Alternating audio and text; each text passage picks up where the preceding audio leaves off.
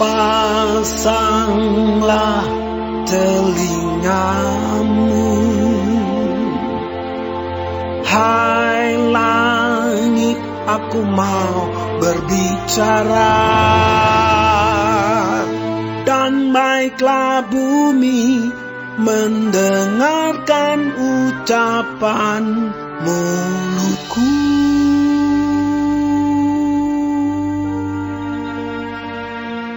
Mudah-mudahan pengajaranku menitik laksana hujan, perkataanku menetes laksana embun, laksana hujan renai ke atas tunas muda, dan laksana dirus hujan ke atas tumbuh-tumbuhan.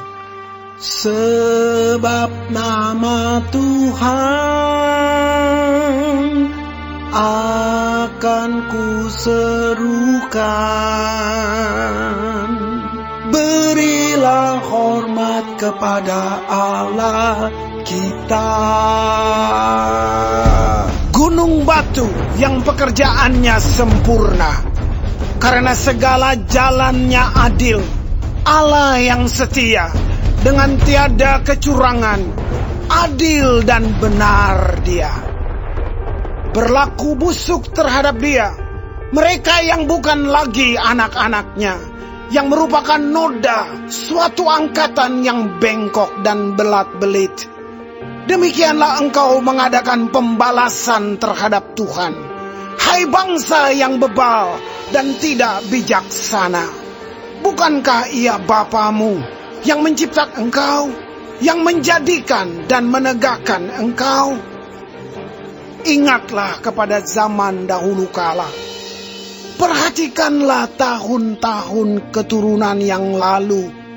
Tanyakanlah kepada ayahmu, maka ia memberitahukannya kepadamu. Kepada para tua-tuamu, maka mereka mengatakannya kepadamu. Ketika Sang Maha Tinggi membagi-bagikan milik pusaka kepada bangsa-bangsa, ketika Ia memisah-misah anak-anak manusia, maka Ia menetapkan wilayah bangsa-bangsa menurut bilangan anak-anak Israel. Tetapi bagian Tuhan ialah umat-Nya. Yakub ialah milik yang ditetapkan baginya. Didapatinya dia di suatu negeri, di padang gurun, di tengah-tengah ketandusan dan auman padang belantara. Dikelilinginya dia dan diawasinya, dijaganya sebagai biji matanya.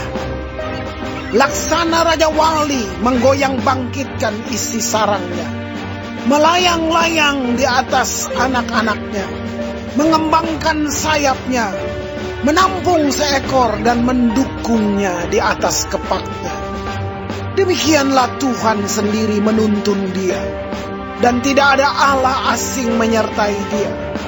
Dibuatnya dia berkendaraan mengatasi bukit-bukit di bumi, dan memakan hasil dari ladang. Dibuatnya dia mengisap madu dari bukit batu, dan minyak dari gunung batu yang keras.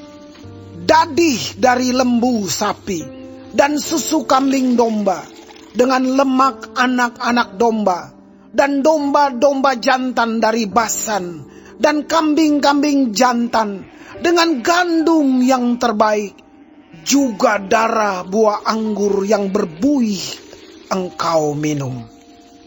Lalu menjadi gemuklah Yesyurun dan menendang ke belakang. Bertambah gemuk engkau, gendut dan tambun, dan ia meninggalkan Allah yang telah menjadikan dia. Ia memandang rendah gunung batu keselamatannya. Mereka membangkitkan cemburunya dengan Allah asing.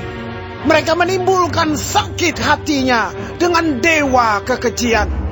Mereka mempersembahkan korban kepada roh-roh jahat yang bukan Allah, kepada Allah yang tidak mereka kenal, Allah baru yang belum lama timbul, yang kepadanya nenek moyangmu tidak gentar.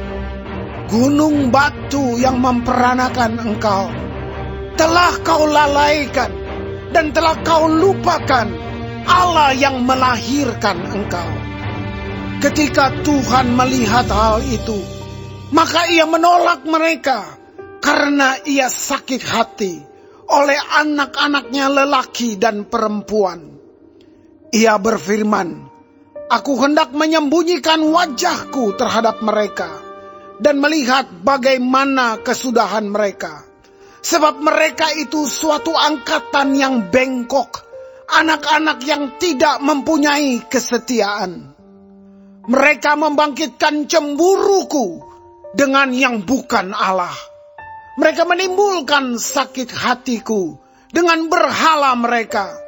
Sebab itu aku akan membangkitkan cemburu mereka dengan yang bukan umat, dan akan menyakiti hati mereka dengan bangsa yang bebal. Sebab api telah dinyalakan oleh murkaku, dan bernyala-nyala sampai ke bagian dunia orang mati, yang paling bawah. Api itu memakan bumi dengan hasilnya, dan menghanguskan dasar gunung-gunung. Aku akan menimbun malapetaka ke atas mereka. Seluruh anak panahku akan kutembakkan kepada mereka. Apabila mereka sudah lemas karena lapar, dan merana oleh demam yang membara, dan oleh penyakit sampar, maka aku akan melepaskan taring binatang buas kepada mereka, dengan racun binatang yang menjalar di dalam debu. Pedang di luar rumah dan kengerian di dalam kamar akan melenyapkan teruna maupun darah, anak menyusu serta orang ubanan. Seharusnya aku berfirman, aku meniupkan mereka, melenyapkan ingatan kepada mereka dari antara manusia. Tetapi aku khawatir disakiti hatiku oleh musuh. Jangan-jangan lawan mereka salah mengerti. Jangan-jangan mereka berkata, tangan kami jaya. Bukanlah Tuhan yang melakukan semuanya ini. Sebab mereka itu suatu bangsa yang tidak punya pertimbangan, dan tidak ada pengertian pada mereka. Sekiranya mereka bijaksana, tentulah mereka mengerti hal ini, dan memperhatikan kesudahan mereka. Bagaimana mungkin satu orang dapat mengejar 1.000 orang, dan 2 orang dapat membuat lari 10.000 orang, kalau tidak gunung batu mereka telah menjual mereka, dan Tuhan telah menyerahkan mereka. Sebab bukanlah seperti gunung batu kita, gunung batu orang-orang itu. Musuh kita boleh menjadi hakim. Sesungguhnya pohon anggur mereka berasal dari pohon anggur Sodom, dan dari kebun-kebun Gomora. Buah anggur mereka adalah buah anggur yang beracun, pahit gugusan-gugusannya. Air anggur mereka adalah racun ular, dan bisa ular tedung yang keras ganas. Bukankah hal itu tersimpan padaku, termeterai dalam perbendaharaanku? Hakkulah dendam dan pembalasan pada waktu kaki mereka goyang, sebab hari bencana bagi mereka telah dekat. Akan segera datang apa yang telah disediakan bagi mereka. Sebab Tuhan akan memberi keadilan kepada umatnya, dan akan merasa sayang kepada hamba-hambanya.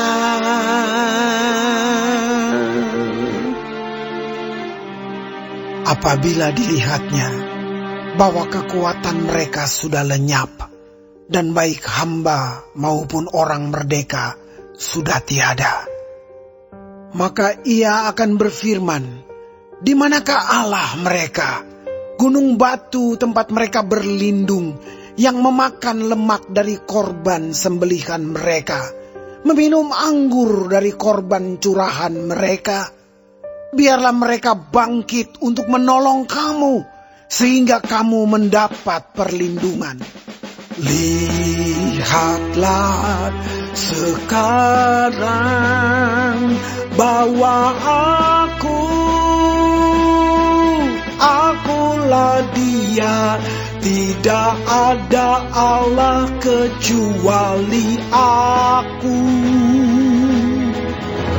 Akulah yang mematikan dan yang menghidupkan.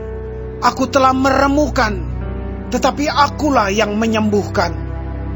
Dan seorang pun tidak ada yang dapat melepaskan dari tanganku.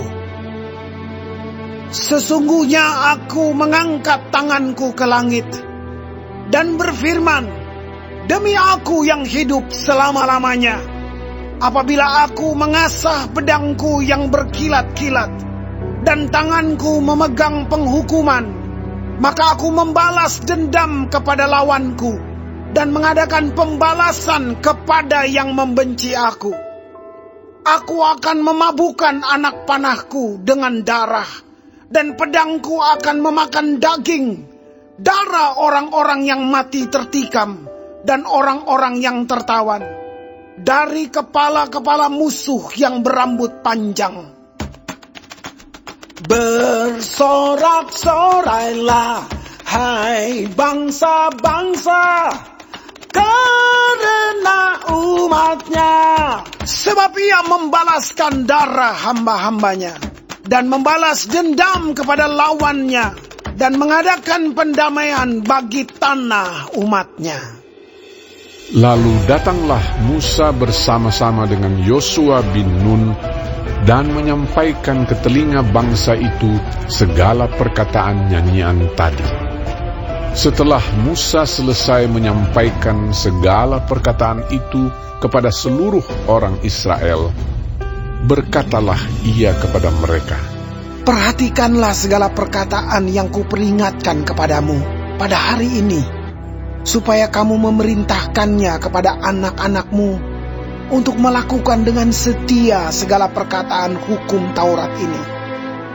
Sebab perkataan ini bukanlah perkataan hampa bagimu, tetapi itulah hidupmu. Dan dengan perkataan ini akan lanjut umurmu di tanah kemana kamu pergi menyeberangi sungai Yordan untuk mendudukinya.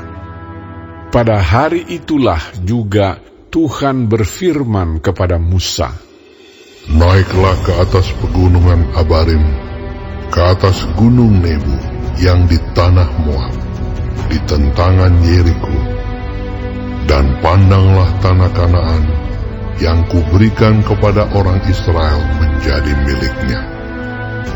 Kemudian engkau akan mati di atas gunung yang akan kau naiki itu, supaya engkau dikumpulkan kepada kaum leluhurmu, sama seperti Harun kakakmu sudah meninggal di gunung Hor dan dikumpulkan kepada kaum leluhurnya. Oleh sebab kamu telah berubah setia terhadap aku di tengah-tengah orang Israel, dekat mata air Meriba di Kades di padang gurun Zin. Dan oleh sebab kamu tidak menghormati kekudusanku di tengah-tengah orang Israel, engkau boleh melihat negeri itu terbentang di depanmu, tetapi tidak boleh masuk ke sana, ke negeri yang kuberikan kepada orang Israel.